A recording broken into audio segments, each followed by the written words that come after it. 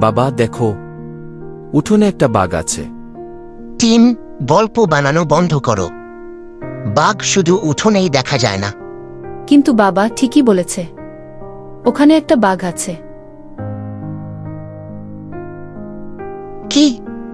আমাদের উঠোনে একটা বাঘ কিভাবে ঢুকলো? আচ্ছা, আমরা প্রতিদিন নতুন পোষা প্রাণী পাই না, হয়তো সে ক্ষুধার্ত। শুভ সকাল। আমরা কি তাকে রাখতে পারি বাবা? দয়া করে। একেবারেই না। আমাদের পশু নিয়ন্ত্রণ বা অন্য কিছু ডাকতে হবে। তাকে বিপজ্জনক দেখাচ্ছে না, হয়তো সে হারিয়ে গেছে। বাড়ির উঠোনে একটি বাঘ, এটা তো প্রথমবার। মিস্টার জেন, এটা রসিকতার সময় নয়। আমাদের এখানে একটা আসল সমস্যা আছে। ওহো, শান্ত হও ছেলে। বাঘ তো কেবল বটবিড়াল, হয়তো সে বন্ধু খুঁজছে। তুমি জানো মিস্টার জেন হয়তো কিছু একটা ভাবছেন। হয়তো আমরা বুঝতে পারব সে কোথা থেকে এসেছে।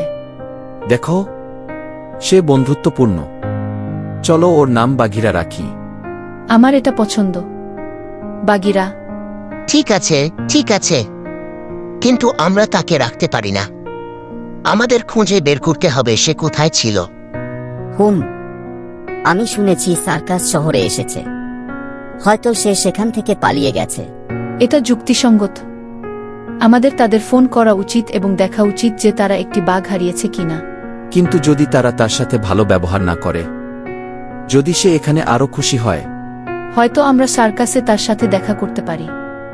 এইভাবে আমরা জানতে পারব যে সে ঠিক আছে।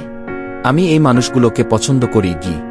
সার্কাস প্রশিক্ষক বেরিয়ে আসে স্বস্তিতে এবং বলে, তার যত্ন নেওয়ার জন্য আপনাকে অনেক ধন্যবাদ। সে বেশ পালানোর শিল্পী। কোন সমস্যা নেই, শুধু নিশ্চিত করুন যে সে খুশি। ঠিক আছে। বিদায় বাগিরা, আমরা শীঘ্রই তোমার সাথে দেখা করব। যত্ন নিও বড়লোক। অ্যাডভেঞ্চারের জন্য ধন্যবাদ। আচ্ছা, এটা অবশ্যই আমার সকালের ক্রসওয়ার্ড ধাঁধার চেয়েও বেশি উত্তেজনাপূর্ণ ছিল। আমার মনে হয় আমাদের সবার একটু উত্তেজনার প্রয়োজন ছিল।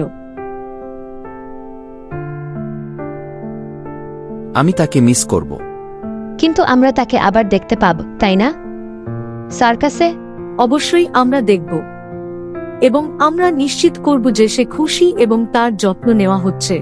তুমি জানো আমার সকালটা এভাবে কাটানোর পরিকল্পনা ছিল না, কিন্তু একটা খারাপও ছিল না। জীবন বিস্ময়ে ভরা ছেলে।